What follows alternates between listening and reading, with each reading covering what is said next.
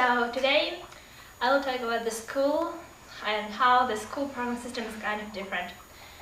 So first of all, probably you know that American schools have no uniform, and actually this one pretty much how I was today at school. The next thing you also probably know about that, the students, they're not sitting at the same class for all day, and usually they'll mix up. So at every class, at new period, you have new people. So it gives you ability to meet like as many people as possible. But at the same time, it's kind of not very sad, but it means that people are more individual.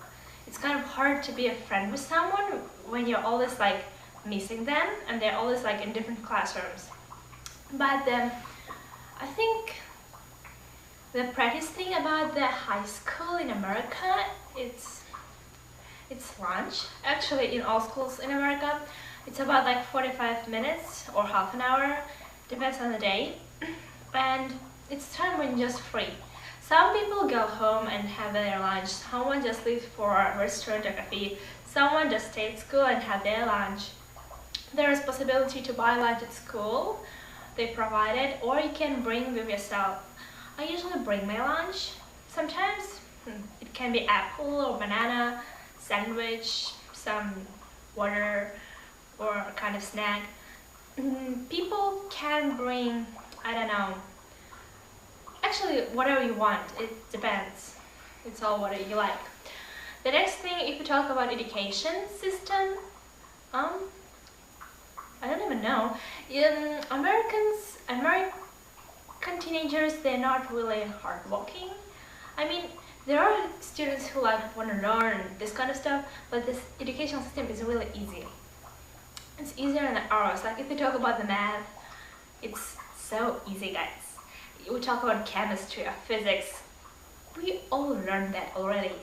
Maybe there's something like new stuff that I don't know yet, but I'm pretty sure you know that as you're in 10th grade and this kind of stuff. But they don't really do a lot of things. And if we talk about like notebooks, in Russia we usually have like a kind of small, and they might be like 12 pages or 48. In America they usually like this big, huge, and like the teachers don't actually care how you do your homework. They like this notebook just for yourself. You make notes and it's just for you. Teacher never actually goes and like looks for your notes unless they will say you that they want to sell. Usually they give you like printed piece of paper and you fill out it, you turn it in, and you have your grade later. The interesting thing, actually, I assume that all American schools use system like A, B, C, D, F, but actually now, like in our school district, they actually use numbers till 1, from 1 till 4, and it's kind of interesting. They use, for example, they can say you 3.6 or 3.8. It kind of depends. They cannot say just 3 or 4, but they can if they want to. But usually they can make, for example, 3.9. It means like it's not 4. It's just a little bit something. It's not really correct. Not really matches. And at the beginning it was kind of a little bit weird for me to have a 4, because it's like the highest grade 4. That means excellent grade. But in Russia we usually use 5, and it was kind of weird to have a 4. Actually, if we talk about like American teenagers by themselves, they're really calm. In lessons, like quiet, nothing at all. And if there's like bell ring and nobody really rush screaming like, oh, lesson is over. Everyone just, okay, lesson's over. Okay, go out. And another thing is like nobody really late anywhere. Like it's kind of strict. So how like bell rings work, it kind of like in Russia we have like sound. In America it's like boom boom boom boom, and they usually give a ring before 5 minutes before the lesson start. So like after this like, boom boom, you go, it means that it's time to go to the lesson.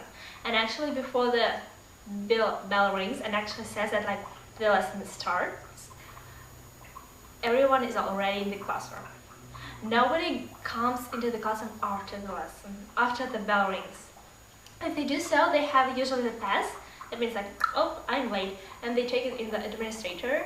And if you have too many like this kind of passes that you're late, it means that they might punish you.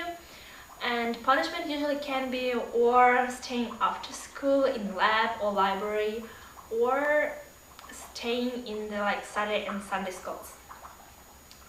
About Saturdays and Sundays, we don't actually start it these days, so it's kind of free weekend, and it starts Friday night. That is really nice. The other thing is about library. It's just amazing.